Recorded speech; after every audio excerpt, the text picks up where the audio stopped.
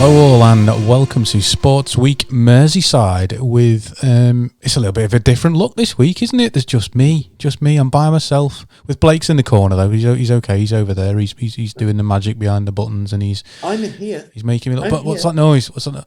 Is Phil, yeah, you'll notice that Phil was here last week and he's not with us this week, he's joining us via Zoom. I'm sure we're all familiar with Zoom calls, we've done the bits and pieces, so Phil, I know why you're not here.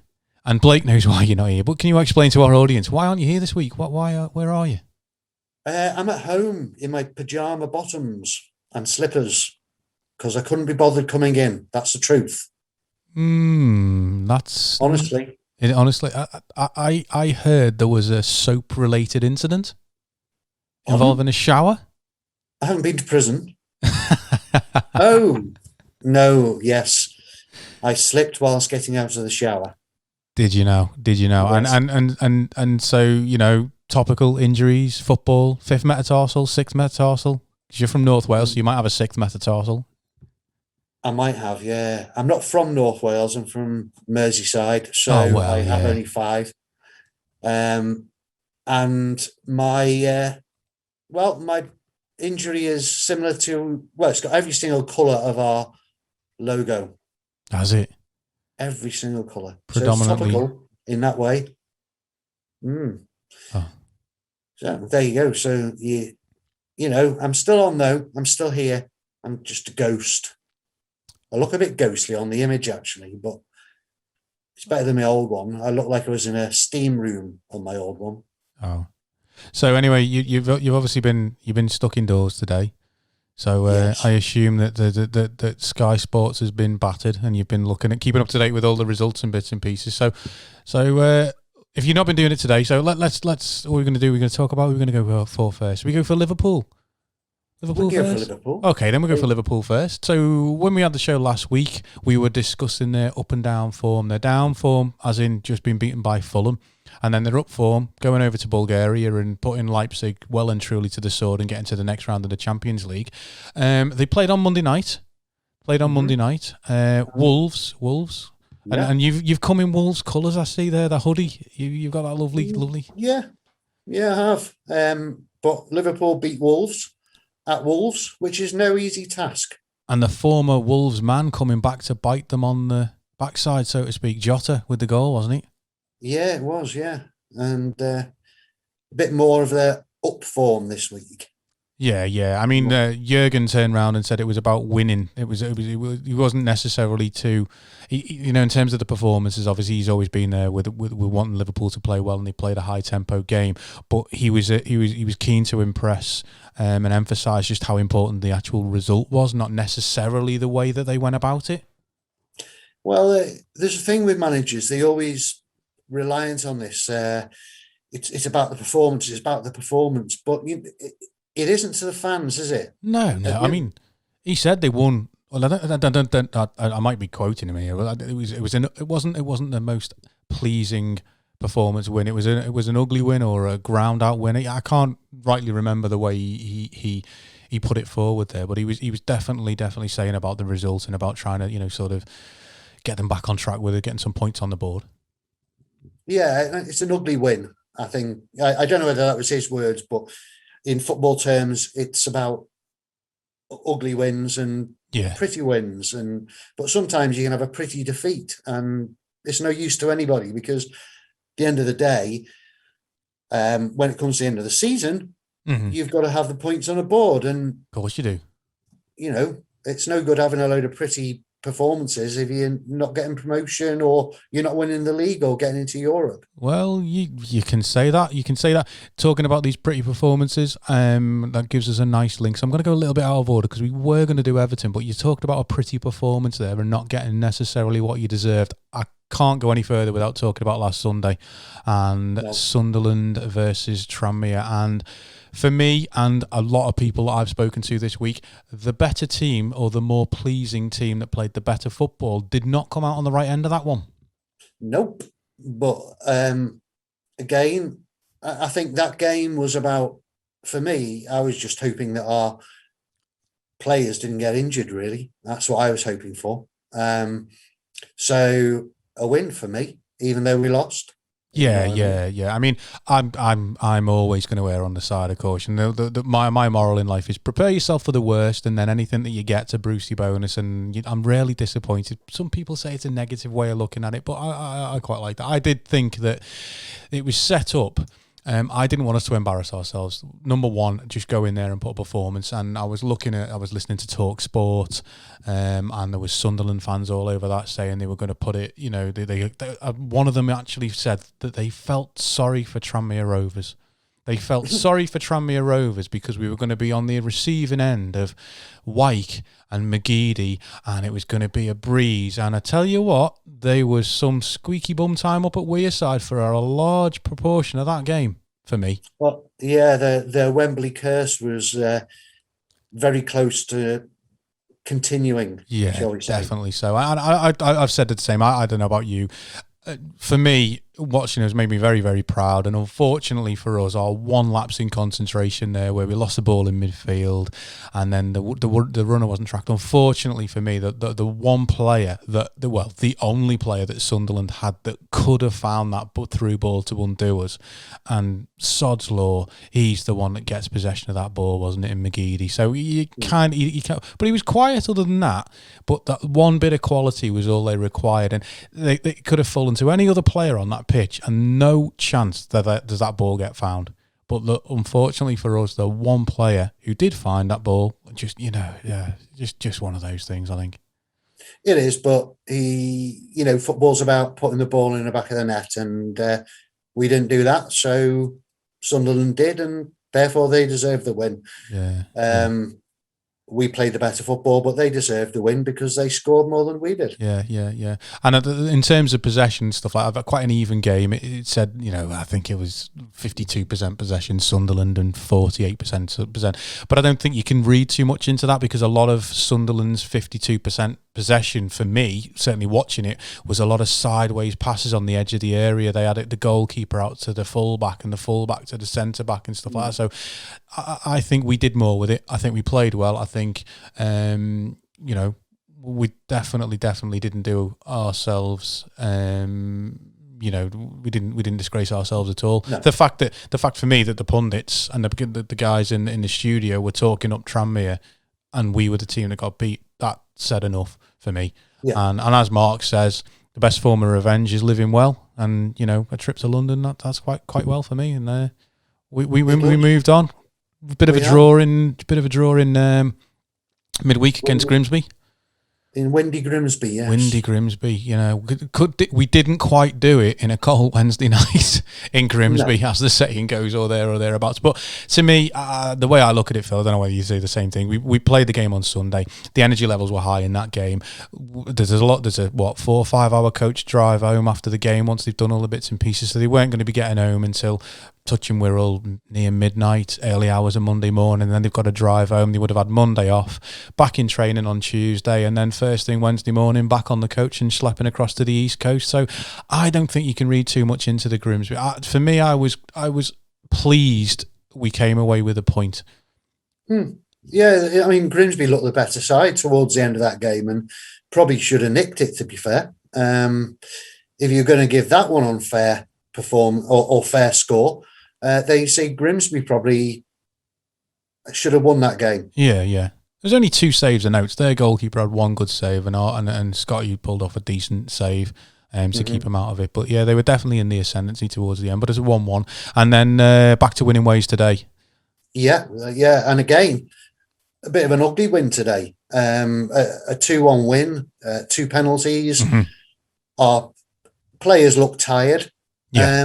But who cares? Again, it goes back to who scores the most goals, and today we did, albeit 2 penalties. But you've got to have the luck on your side. You've got to win ugly sometimes. And today was 3 very valuable points, I think. Definitely so.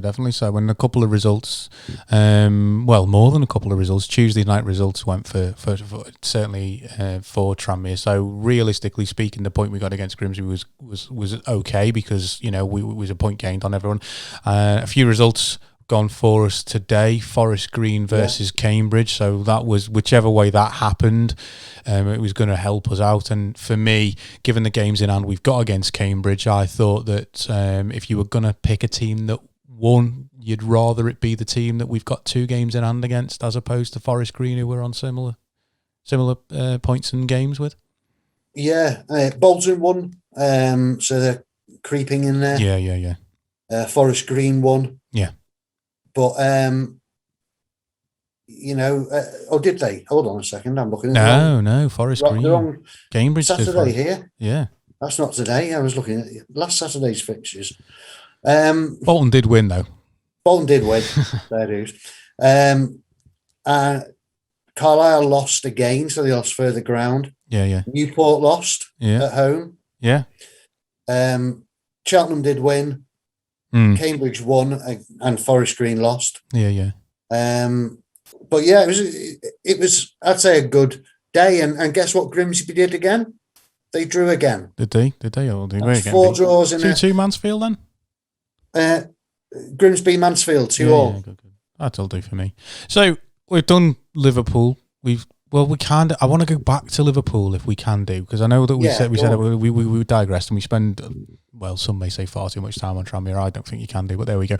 We're going back to Liverpool, obviously, and Jurgen sending around and saying about winning and trying to get things back on form and back on track. The England squad was announced in the middle of the week, and a notable name who was arguably one of the players of the season last year, or definitely in contention for it, Trent Alexander-Arnold, misses out, doesn't make the squad for the triple header that we've got coming up against San Marino, Albania and Poland. So what do you think? What's your thoughts on that? A player that was absolutely steaming along last season, and now not involved in the England squad? I haven't really seen him play a lot this year, so I don't know how, is he playing that bad that he can't play against San Marino? I think from certainly Southgate, what he said is he was concerned that obviously Liverpool as a team have been out of form, and as part of that, Alexander-Arnold has not necessarily been on the boil, and he just felt that Reece James and I don't know whether it was Kyle Walker was potentially ahead of him in the pecking order. So he's brought players in who he thinks currently are playing better, and obviously now it's back over to Trent and Liverpool to see if he can get himself back in contention for the next round of games. Yeah, well, yeah. I mean, but Gareth Southgate, he's got to do what he feels right for England every time, and that is choose the players that are playing their best at the time. Yeah, and at the end of the day, the manager dies by his decisions, and I think we've got enough quality to beat the 3 teams. You would like to think San Marino aren't going to cause us too much issues, or Albania. Poland on papers that is a more difficult game there, but I think we've got the quality to do that one there. And whilst we're obviously England, he's got to be in this squad, hasn't he? Calvert-Lewin. He's got to be in that squad. And that brings us nicely to Everton. So, disappointing result for them. We were recording the show last week and kind of watching it, and then it was like a couple of goals that went awry, and then it looked like Everton. So, how did Everton do last week? Yeah, well, they lost, didn't they, against Burnley. Not a result you would expect, to be fair. No, definitely not. Everton, they're a team you'd expect to beat them up where they are. Uh-huh. And you show the difference. They're playing Man City in the Cup as we are on air today. In fact, there's not that long to go in that game. It was 0-0. 15 minutes. It's 0-0. Still 0-0. So Man City. Everton's still in with a chance of making it a Mersey double today. They certainly are. They certainly are. And obviously, they'll want to keep in that, because I think it's time's due. And I know Liverpool fans give Everton fans grief about, 1995. And to me, I want successful Merseyside football. That's a fact. I despise the fact that we've got to look down the M62 and see Manchester United lifting trophies and Manchester City lifting trophies. And to me, I grew up and I remember when, you know, Everton and Liverpool were the Premier teams, and it was always a case of there was trophies being lifted and stuff like that. And I dearly love to get back to Merseyside being the powerhouse again of football. And I think if Everton can get the consistency, bit of a run, if they can get a result today against Manchester City, maybe that 1995 is going to stop. That 1995 may stop. It's the FA Cup, isn't it? Of course it is. You know, they stand every chance, you know.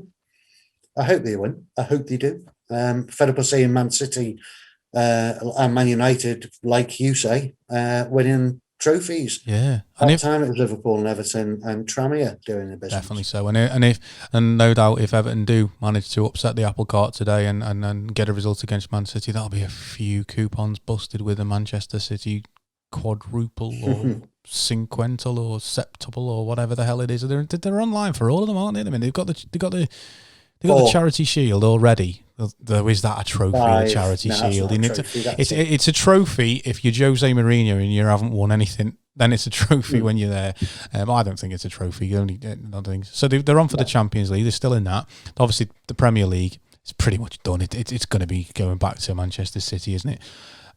So they've got they've Carabao Cup and this one. Yeah, they've got that already, haven't they? Yeah. So they could be. I want Everton to get through. Yeah, I'm sure he will. Come on, Everton. We can have Don't often say that, but yeah, absolutely. Come on, Everton. Come on, Everton. And talking about other things that have gone on today, you probably won't know this because you were probably travelling over there or interviewing on the, you know, while this was finishing off. But Ireland beat England. Did they? In the Six Nations, yes. Does that mean we get the wooden spoon? Yeah, obviously Scotland slammed Italy, didn't they? Yeah, so. But when I say the wooden spoon, I think it's a given that it's the Six Nations, but Italy are going to get the wooden spoon. So the real wooden spoon of the 5 remaining competitive teams, and does that mean we finish? Oh, okay. I don't know actually, but I know. Let's say we're in contention for the plastic spoon. Well, we beat France, which was a bit of a bit of a bitter thing, really, because we beat France. I mean, obviously France could still win the Six Nations, or they could have still won the Six Nations. Wales tomorrow, have they? Yes, because that was going to be the decider, but they need to beat Wales and then go on and win their other game after that, and then they could win that one. So be good to watch that game tomorrow. Because effectively it is the Six Nations decider. Wales beat them. You can conceivably see Wales go on, and deservedly so for me. I think the way they played, and I know that they'll go on again. It's the decision to allow the penalty. Play the whistle. That's what you get brought up. Play the whistle. England didn't play the whistle, and don't whinge about it. You got caught. That's it. It happens. Yeah. Ireland beating us off. There we go. Play the whistle in every sport, apart from golf. Yeah. No. Yeah, if the whistle goes in golf, it's usually the sign for lightning. Yeah, golf, which brings you on to. We're going to go over to Matt in the studio. He's the one that's live. I'm live too, but in my home with slippers and pyjama bottoms on.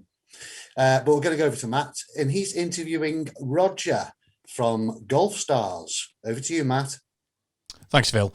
Thanks for joining me, people, and watching in there. So, as Phil said, I'm joined in the studio by Roger Shutt. So I'm going to go straight into the questions. 1966, we're going to wind it back a little bit. The country is gripped by World Cup fever, and you decided to pick up a golf club. Talk me through that. How did that work out for you? Well, it was a great summer, just after England won the World Cup, and we moved house.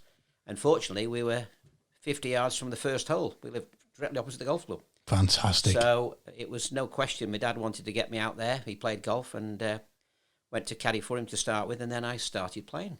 And I happened to enroll for a junior class that Easter, and there was 8 of us, and out of the 8, 5 went on to be professionals, ironically, years later. Amazing group of kids, and very competitive. Mm-hmm. So it was a great start, loved it all, and then I got to sort of county level, and then I happened to move on to the professional ranks when I was 17. But, you go from amateur and you have no advice of what the transition is about and what you have to do. Very fortunate for me, I was with a legend in golf. You got a name drop now, aren't you? No. Okay. He's in his day, he was very well known. So we're talking 1974. He was a pro for 40 years, played in many of the Opens with a lot of the top players in the world. But he was a great guy and a great coach. And he literally, I was like his second. He's like my second dad. I spent more time with him in those following 3 years, and he took me from a golfer, an average golfer, to a very good golfer. Amazing.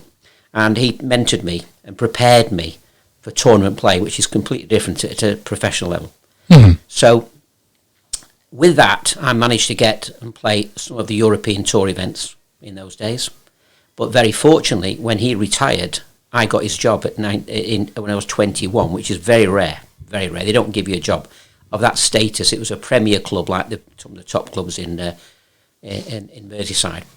And I was shoved in the deep end, and he passed over 60 golf lessons a week with his diary. Nice. So that was a good grounding. And so I did that for 6 years and had a few days off now and again to play tournament golf. But at the end of the day, my lesson book was very full.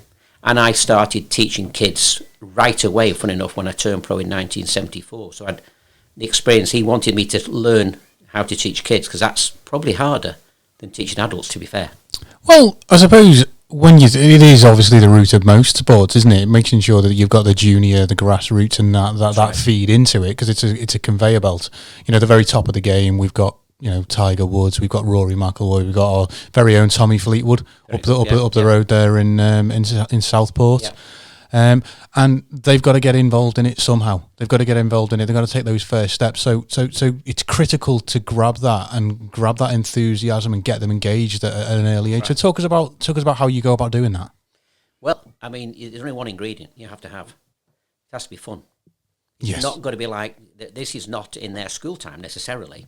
And so it has to be fun. And you have to create all sorts of funny aspects of learning. Mm-hmm. I have some wonderful tricks of the trade, which took years and years to sort of build. Nice hand, naughty hand, yeah? Both mine are naughty. Exactly. So we end up with a rapport, and they never forget it. I mean, I teach the kids, golf, you want to play with straight arms. What are these kids? Elbows. Not in my school, they weren't. These are Kentucky Fried Chicken wings, son. Have you seen a chicken play golf? So all of a sudden... I've seen a tiger play golf. That's the one. There's lots of accidents. But, so you have to make it fun, and you have to have a very diverse and program where you can jump from one thing to the next, because the attention span's nil in some cases, and you really have to be quick. That burns out. That's done its bit. Let's move to this one here now. Try this. Turn the club the other way around. Lean on that leg. Lean on that leg. Put your arms well away from your body. Bring your arms very close to your body. What's the difference? Put your weight, put your weight on your heels, put your weight on your toes, stand on your tiptoes. And they're actually getting that eye coordination, agility, motor learning skills. Those are the things. So you have to have a very diverse program, keep it fun. The parents don't know what I'm doing. They think, what's he doing? He's not really relating it sometimes to golf in the traditional way. But you can't teach them. You're kind of like the Mr. Miyagi, the whole wax on, wax off, paint the fence business, and then all of a sudden someone goes and shoots 66. After all these years, I should have realised that and renamed myself. It is. You're so right.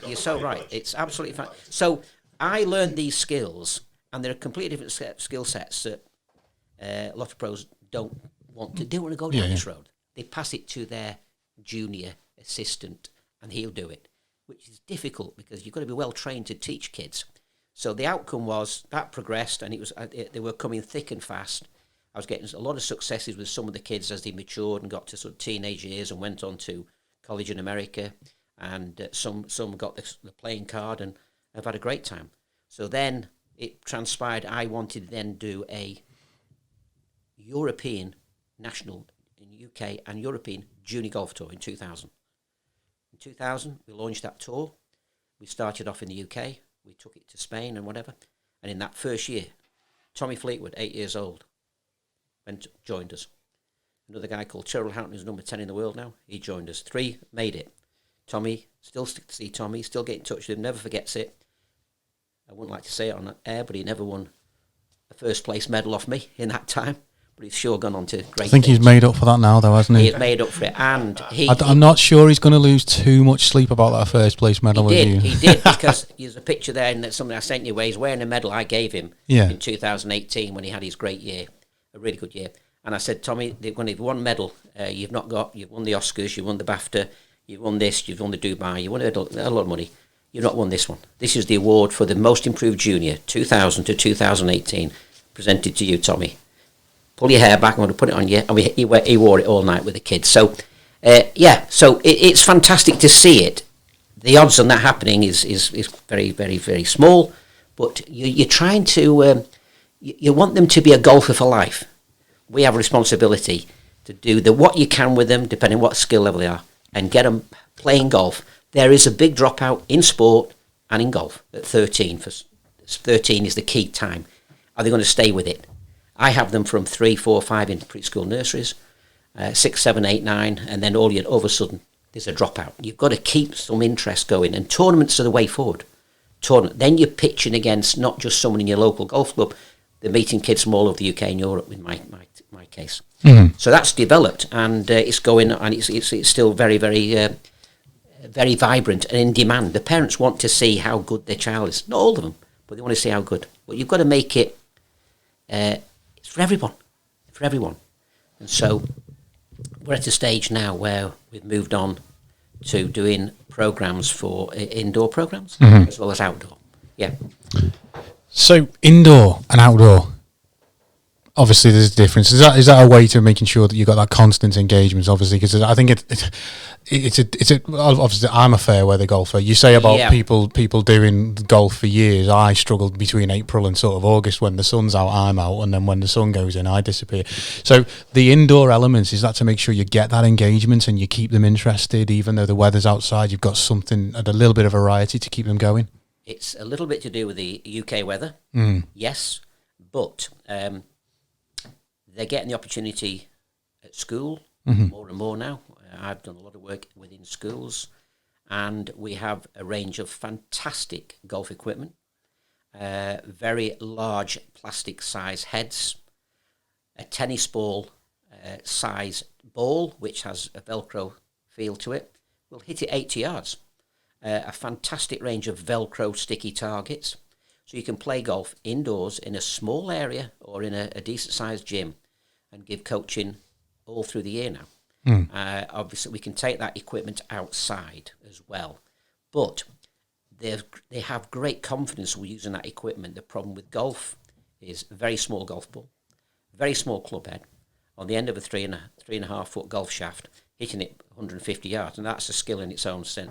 And you will get a lot of dropout with kids using that equipment. So taking them down the road of this other equipment we use, it changes the whole perspective.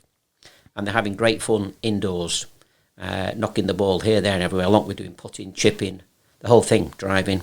So it's a much better, and we've got a very, very comprehensive program that is diverse. I was only saying before, we get them doing foot golf, kicking the ball with the instep, or rolling it with the underside of the foot. It's a skill in itself, learning that. We do snooker golf.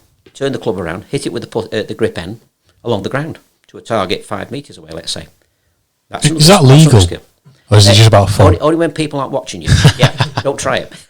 And we do basketball golf, so we're using a hand to throw the ball up here. We do hockey golf, so using the golf club as a hockey stick and running through cones. That's, again, these are the things you can do.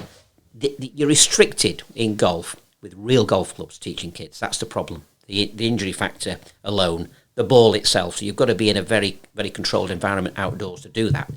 This opens up the doors. And all the schools, I've done at preschool nurseries, primary schools and secondary schools, are all open for it. Cool. And they want something that's they've not done. Everyone's done the football. Everyone's done rugby. This is different sport. They like that. They like that angle. So you've got them in the you've got them in the gyms. You're hitting it on target golf and other bits and pieces and that, and they're down on the deck giving it the snooker bits and pieces. Yeah. How do you make the transition to that? Because obviously I played golf. I've been to a few different golf, and I'm not. Don't get me wrong. I'm never going to be sort of a fantastic golfer, but there's an etiquette.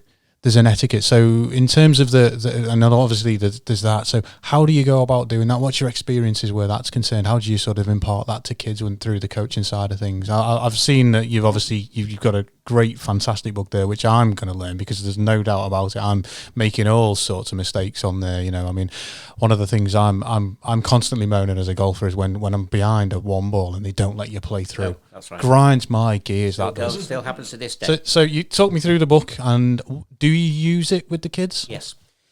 It's a slow burn. The little kids, we talk about safety. That's the very first thing we talk about. The factor of getting hit by a club and factor of getting hit by the ball, even though it's like a tennis ball. I'll tell you a story about getting hit by the ball, and that'll segue into my teaching my son a little bit of etiquette about golf. There, Phil. Yeah, but the thing is, you must talk about the safety, and we have a great time doing the four, shouting four, and I do it 5 or 6 times. It's like a fire drill. We just get them on the floor and they jump down. They know what to do. But we have this 50-week program through the season. And as it moves on, you're getting introduced to, you're preparing them for the golf course. We're talking about the different equipment, obviously. What is a par? What's the green? What's this hazard? And you're then starting to talk about preparing them for golf with the etiquette factor. The first thing you need to know in golf is the etiquette, not the rules. You don't need to know the rules. That's for competition play. We just want to get them out there playing on the golf course, but you need to prepare them. They're going into an adult world with adults playing and kids playing on the same golf course with dangerous things going on around them with golf balls. And you have to introduce these elements slightly. And then you get into the repairing your divot and the pitch mark, the courtesy to the consideration to the players, no mobile phones, no talking when they're playing, no moving, no crisp packets, whatever. A whole raft of things. You're preparing them. You don't want to send them there straight from indoor golf and they haven't a clue. We're trying to get them to that point where they're ready when they get there. They understand it. They know the clubs are going to change now. They know they're getting the real golf balls and clubs.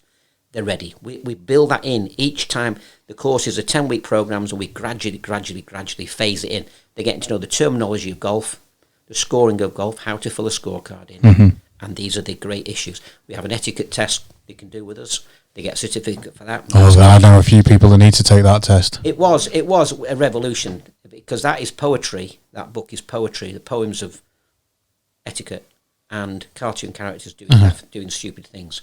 And then we did an etiquette test, and it was a marvellous thing, and Lee Westwood endorsed it for me way back in those days. So Westy endorsed it, did he? He's on the back, yeah. So he did do, he did. We ended up, ironically, within 6 months of him doing that endorsement, he reached #1 in the world. Yeah, so... Do you think that was a coincidence, though? Or do you think because he's put his signature on the back of the book? It wasn't coincidence. It was engineered. But so there is a massive transition, and you've got to prepare them. Indoor golf didn't exist many, many years ago. They made equipment now to do it. Obviously, as kids, generally, your family takes you to crazy golf, put in place somewhere in your time, and that's your probably first intro to golf. But we're bringing golf clubs into preschool nurseries, primary schools. It's fantastic. So they're getting the opportunity where it was an elite sport. It was for the lucky ones. Yes. Now it's more open. So the programs we're doing have all been specifically built around these indoor equipment and a progression going forward. And we've come to a point now where it's we want to train non-professionals. Well, you can't do it by yourself, can you? You can't be in all places all the time, can you? That's just a simple thing. It was like that book there was spreading the gospel about etiquette. I used to do presentations to the golf club managers associations around the country. So I've got 50, 60 secretaries of the golf club in front of me. And they had no idea, why is this guy talking to us today about etiquette? But I made it humorous, but they all agreed at the end, we aren't doing enough, and we have to improve pace of play, speed of play. That's always the big one. And there's various things that people don't put the divots back and whatever. And they all agreed it was a great thing, and they bought the books and various other things from me, posters, and they got the etiquette test, and they even got the golf club members, the committee members, to do that. So that was a key thing. But we've moved on, and now we're at a stage where we want to train non-golfers the great thing is there's always an upside of a pandemic, which we've had. Hopefully it's nearly gone. People have been in furlough, lost their jobs, and we see an opportunity now where people who, I don't want to go back to the 5 to 9 track. I want to do something I can enjoy, and we can give them a business model using this equipment to go into after-school classes, runs after-school classes, run holiday clubs in the holiday year, nurseries, community centres, and use this equipment with kids. Yeah, kids-themed birthday parties. Great. Do them in football. Let's do them in golf. I do them. They're great. People don't realise. So the potential and opportunity is there. So now we've got this training course. The next one is in May, is the 18th of May at Birkenhead Youth Club. And we've got great facilities there. And we're inviting people to come on board. It's £49 for a day's training. They get certified at the end. We're offering a deal at the moment with 25% off the first 12 who book on our code on the website, GSZ25. They can contact us through the website. And what's that website? Golfstars with a Z.co.uk. A lot easier to find some of the balls I've hit off the fairway, to be honest with you. Golfstars.co.uk. So make sure you get that on a check out there. And so talk us through the what you would do in that day. So obviously you turn up, you do your course there, and what are the type of things that you actually teach the coaches? I wouldn't say all of them are golfers. Okay. Which is a good thing. Because the golfers have a preconceived concept of golf, but we can soon change that. We're introducing equipment. It's a bit of a shock to them. The one thing about it is very quickly when they actually do get their hands on the equipment, using the equipment, it feels fantastic. Jack Nicklaus uses this equipment for his own personal schools in America, and his family, they have these golf games in his back garden, they have barbecues. They said the ball is the same weight as a golf ball, but it's not obviously got the hardness to it. But what I'm saying is, we're slowly introducing the equipment, then we show them the layouts, how you can use it for chipping, for putting, for full shots, chipping, pitching, putting, all that. And we then lay out games. Games learning, gamification is the big way to learn. Yeah. When you learn, you played any sport, a game will make you learn that quicker than someone just telling you, do this, do this. The teaching methodology now is completely changed. And you almost give people a free rein. So this equipment, you can set up a vast array of indoor games, believe it or not. Chipping over obstacles before you get to the net. So you're playing like a golf course, in effect, over cones to there. Those cones are water, blue. That one's white, that's the boundary of the course. That's the touchline in football. Yeah, the green's red. This one, the red is a street. The green is green cones. This red one is a ditch going across there, and we teach them about those issues. So they're playing around the room, and you don't have to have a big area actually, to do this. So you've got a massive variety of games, different challenges and tasks, and then you might just blow the cover and say, right, today you are going to use left-handed clubs, and you left-handed are going to use right-handed clubs for 20 minutes. Wow, that's great. Then you switch them onto the other angles. We're talking about the alternative ways of doing it with a ball. And it's certainly hit the mark, because we've definitely identified there's a massive market of people who need to get back into something they enjoy doing. They've got to have the skill factor to work with kids. That's the first thing. They've got some sporting background. Don't have to be a golfer. We can. They're not learning. And that's the thing. Detail. That's the thing. It's the diversification for me, because we've gone. I know I'm going to get on my soapbox here. I apologise. We've gone from the it's quite niche, isn't it? People will follow football. People will follow. When I was at school, we spent so many weeks doing outdoor sports. So we do a bit of rugby union, we do a bit of rugby league, we'd do hockey. Then there's a bit of basketball involved in that. We'd have some badminton. The table tennis tables were out of there and stuff like that. And I went to school in what I thought was a fantastic time. I had all sorts of fun there. I never picked up a badminton racket in my life, and then ended up representing the school for it. It was just, and I would never ever have thought, when I was kicking around with my mates after school, do you know what? Let's go for a game of badminton. It was being introduced to a sport that I had very little, knowledge of, And that was at school. So do you get into schools and you know, obviously making sure that, because I know that the way that they teach PE in school now is all sorts of different. I've got a friend of mine that goes into some schools and he does all sorts of football related stuff and other stuff. So is this something that you can do? You know, if you come on the course and you get Golfstarz sort of accredited, and then you can go into schools and things? We would first of all point them directly to schools. Mm-hmm. You know, 100 schools, most people 100 schools within 15 miles, 10 miles of where they are. Yeah. And get them out to the school, show them the equipment. Because the first thing, I'm sorry, we don't do golf. No, this is an activity using a softer version of golf equipment. Mm-hmm. Once you see it, oh, right, this is all right, isn't it? Yeah. How does that work? And what your targets, what you're doing? Most people, most schools now are geared up to take golf. They were very reluctant in the old days, but now they've seen this equipment. And we explain it to them. We say it's just another sporting activity. What's it about? Well, we're using this club. Well, is that a golf club? Well, it's an indoor golf club. Yeah. And they're very receptive to it. So you could have every school probably has 4 to 5 after school classes going on. Well, every night they have an after school class. Mm-hmm. Probably not a Friday. They'll have 2 or 3 coaches in there. There's probably 10 or 12 classes going on that week, and that's all year round except the school holidays. In the school holidays, you could offer the holiday clubs as well, using those facilities. They will rent them to you. So yes, it definitely is something that schools now are more aware of. Yeah. Fantastic. And it's been great to have you in. It really has been great to have you in, and thank you very much indeed for coming across and speaking to me. You said you do birthday parties. I'm 43 in October, so I'll be giving you a call. We can sit there and have a little look at that one. You've got your nice outfit, and that's fantastic. So just before you disappear, give us that website address again. www.golfstars with a Z at the end .co.uk. Right, and what's the date of the course on Birkenhead Youth Club? 18th of May, Birkenhead Youth Club. Yeah. So you can enrol with us and get this 25% discount for the first 12 in the next few weeks. Yeah, and for me, it's a no-brainer. If you've got a bit of spare time in there and you've got that, you can go and do that one. You know, there's kids there that are doing sort of GCSE sports, GCSE A-levels and PE. It's a fantastic thing to be able to do.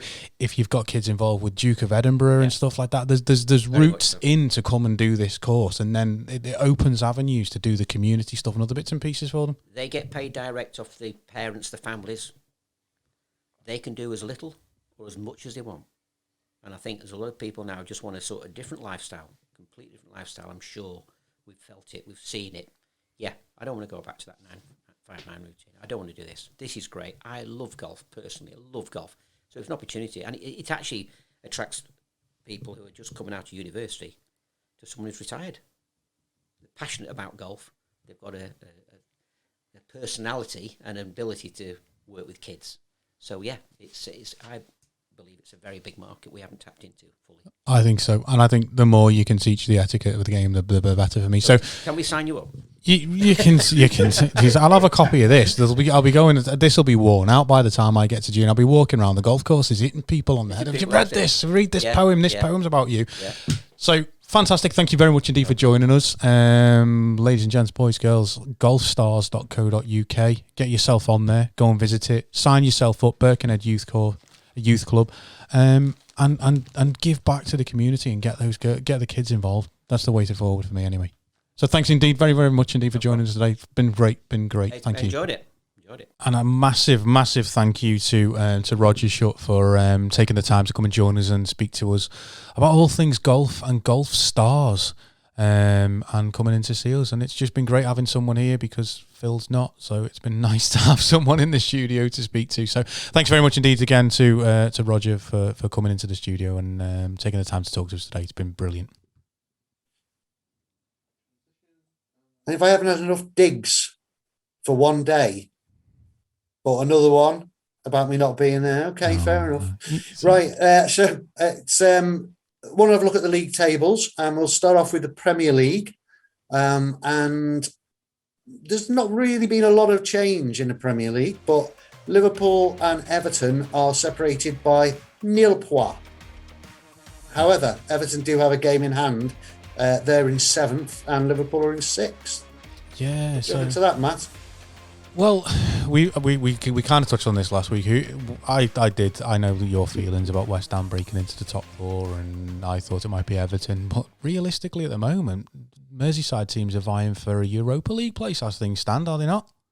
I think so, because West Ham are in that Europa League spot at the moment. Yeah. Liverpool and Everton are not even in it. No. So there could be no European football on Merseyside. If West Ham win their game in hand on Chelsea, then they'll be in the top four. Chelsea will be fifth. But they're not that far behind. Looking at the league table, it's 46 points, 48 for West Ham, 51 for Chelsea, and that coveted Chelsea Champions League spot. So there's a long way to go yet. A long, long way to go, even though there's a long way to go. Let's talk perfect scenarios. Everton go on, win the FA Cup, Liverpool crack on and win the Champions League, and they're all in European football next season. There we go. It doesn't matter about league positions then, does it? No, it doesn't really. that would be a nice get a tenner on it. Merseyside. Get a tenner on it now. Get a tenner on it. I've said it's going to happen. Yeah, let's put it. I might just put a tenner on that, actually. Yeah, nice one. With West Ham going into Europe the conventional way, and Liverpool, Everton going into it. Yeah. The unconventional way, shall we say? So talking League Two. Yeah. So obviously we've mentioned about the results, and obviously Tranmere, well, they've gone back up a place because of the way that results have worked out today.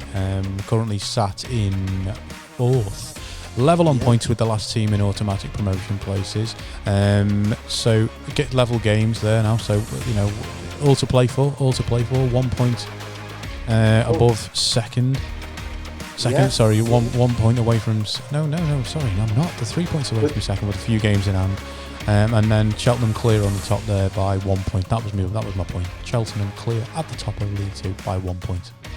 Yeah, clear by 1 point. And if we win our game in hand on Cheltenham, then it's going to be 1 point ahead of us. Very tight. We're Tranmere are looking good.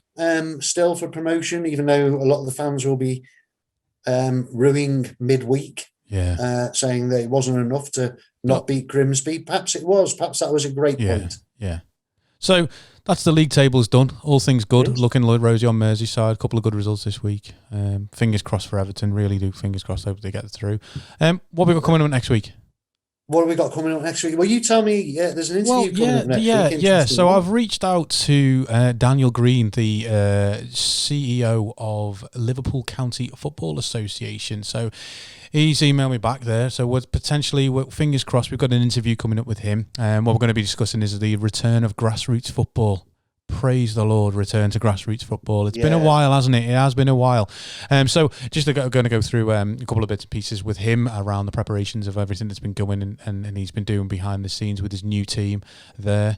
And so that's coming up next week, fingers crossed. Look forward to that. And we also have some people from, or some representatives from St Helens Rugby League. I'm doing that interview at bright and early, before the Larks have been up at dawn on Monday morning.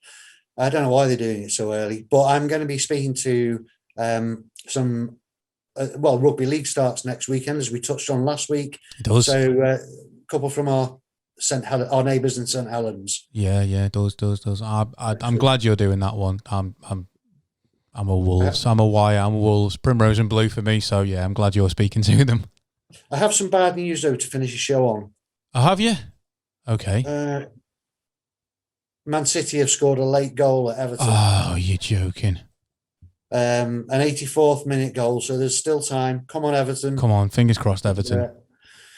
6 more minutes. Yeah. Well. Fingers crossed. Hopefully next week we'll be reporting on a miraculous comeback. Yes. 2-1 Everton win after extra time. Fingers crossed. I think that brings us nicely round to the end. So thanks for coming.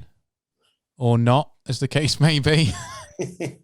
Yes, well, thanks. And once again, thanks very much indeed to Roger Shutt for taking time to come and speak to us about all things Golfstarz and golf etiquette.